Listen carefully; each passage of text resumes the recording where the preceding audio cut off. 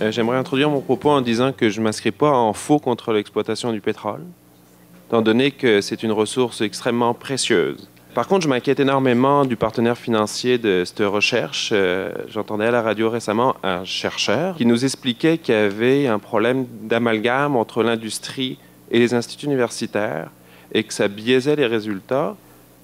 Si les conclusions de vos recherches sont que le niveau de risque est très élevé au niveau de la contamination de la nappe aquifère par le pétrole, est-ce que vous allez le dire à la personne qui rémunère vos recherches? Si tu es financé par une partie, comment tu peux être indépendant? C'est la question que vous avez posée, puis c'est une très bonne question, puis c'est toujours posé.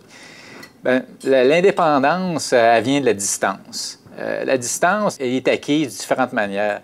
Elle est acquise, entre autres, par le fait que, prof d'université, moi, je n'ai pas besoin de Petrolia pour payer mon salaire. Puis à l'INRS, en plus, nous autres, on a une clause qui s'appelle exclusivité de service. Je ne peux pas faire dans mon sous-sol, moi, du travail pour n'importe qui. Je dois travailler que pour l'INRS. On reçoit des fonds de Petrolia, puis on va en chercher du côté des organismes subventionnaires scientifiques. Bien, eux autres, ils vont s'assurer que ce qu'on veut faire, c'est pas n'importe quoi. C'est-à-dire qu'on suit des règles de l'art, des façons scientifiques de faire les approches, puis qu'il y a une valeur scientifique dans la démarche et dans les résultats. Ensuite, l'autre aspect d'indépendance ou de distance, c'est aussi la disponibilité des informations. Ce qu'on obtient, nos conclusions, nos rapports, bien, ils vont être diffusés et publics. Donc, l'ensemble de notre travail va être rendu public. Donc, à ce niveau-là, ces résultats-là, ils ont pour but d'éclairer le débat public par rapport au risque environnemental qu'il peut y avoir ou pas de ces opérations-là. Il peut rester un doute dans la tête de bien du monde du fait qu'il y a une partie de l'argent qui nous vient de Petrolia, ça veut dire que nos résultats, ils vont vers Petrolia. Mais en environnement, la pire affaire que tu peux faire, c'est dire qu'il n'y a pas de risque à qu'il y en a un.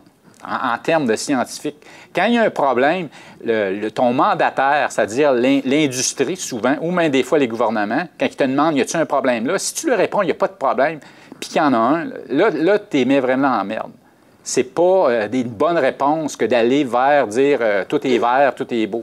Je pense que mon opinion, bon, malheureusement je suis enregistré, mais je vais le dire quand même, par rapport à la façon dont les choses sont parties d'un gaz de schiste, c'est justement, ils sont partis en disant « il n'y en a pas de problème ». Mais voyons donc. Il y a des risques, c'est certain. C'est des risques qui sont acceptables, pas acceptables. En fait, on en fait des travaux, nous, régionaux, en Montérégie, qui est une région de gaz de shale.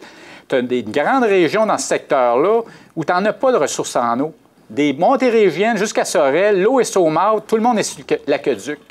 Fait que là, tu n'as pas de risque de la ressource, tu n'en as pas de ressources. Par contre, quand tu es plus au sud que ça, le long de du Richelieu, bien, nous autres, on voyait du gaz, même dans les dépôts meubles, à la surface. Fait que là, tu as des risques, puis que des risques, à mon avis, qui n'ont pas été considérés.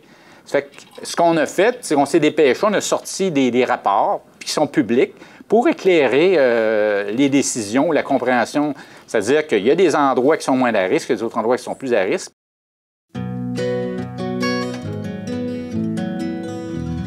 Pour qu'il y ait un risque environnemental, en fait, ça prend 3 éléments. Ça prend un élément source, c'est-à-dire qu'il y a, ça peut être en surface, sous-surface, une source de contamination, possibilité d'émission de cette contamination-là. Donc, ça prend un endroit d'où peut provenir un contaminant. Ça peut être un contaminant inorganique, c'est-à-dire des métaux dissous dans l'eau. Ça peut être un contaminant organique comme hydrocarbures. Donc, ça te prend une source. Ça te prend aussi, à l'autre bout, ce qu'on appelle un milieu récepteur.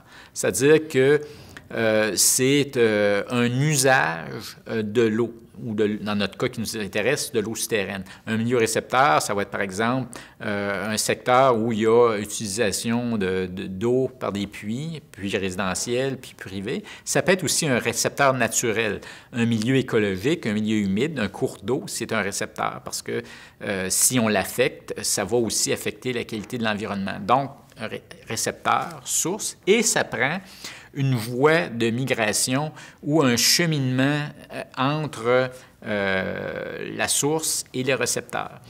Et dans le cadre de nos travaux, il s'agit en fait de voir justement si la source potentielle, parce qu'on parle de source potentielle de contamination, par exemple les hydrocarbures ou les fluides éventuellement de fracturation, qui peuvent avoir un effet nocif sur la qualité de l'eau souterraine, est-ce que ces fluides-là peuvent cheminer pour se rendre jusque soit au cours d'eau ou soit aux aquifères de surface où il y a une utilisation?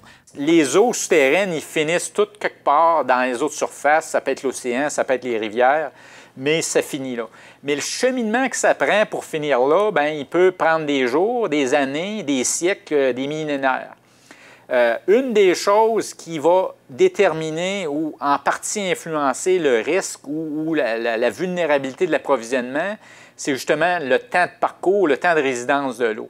Pourquoi c'est intéressant? Combien de temps? Parce que le risque environnemental il est aussi relié au temps. Quand les choses vont vite, il faut faire plus attention. Bien, l'idée, c'est de qualifier et de quantifier ce risque-là pour que la question du mot qu'on ne veut pas dire, mais d'acceptabilité sociale, là, disons-le, au moins éclairer ça, c'est que si c'est inacceptable, ça va être inacceptable à la base d'informations.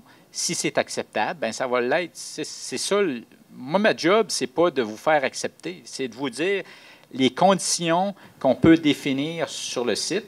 Et ça, après ça, ma job est faite. Mais ma job est aussi, elle commence là, c'est d'expliquer c'est quoi qu'on est en train de faire, puis c'est quoi nos résultats, puis c'est quoi le degré de certitude et d'incertitude sur nos résultats. Puis ça, il va en avoir de l'incertitude. Puis là, dans ce cadre-là, ce contexte-là, est-ce que c'est pas une question de rassurer ou pas rassurer? Est-ce que ça fait un contexte qui fait en sorte que c'est acceptable socialement ou pas? Merci d'être resté avec nous pour cette 7e émission d'information sur l'exploration pétrolière dans l'Est du Québec. La prochaine émission se penchera sur des sujets qui touchent plus particulièrement la population de Gaspé. Quels sont les impacts environnementaux engendrés par des travaux et des investissements d'industrie pétrolière dans la région? Quelles sont les retombées économiques? Peut-on parler de transfert de connaissances? Qu'en est-il des redevances? Toutes ces questions seront abordées et nous espérons que vous serez des nôtres lors de cette prochaine émission. Si vous avez des questions sur les thèmes abordés ou des réactions au contenu de cette émission, vous pouvez communiquer avec Petrolia, soit en utilisant l'adresse électronique info@petroliagaz.com ou encore en téléphonant au numéro sans frais 1-855-657-1966.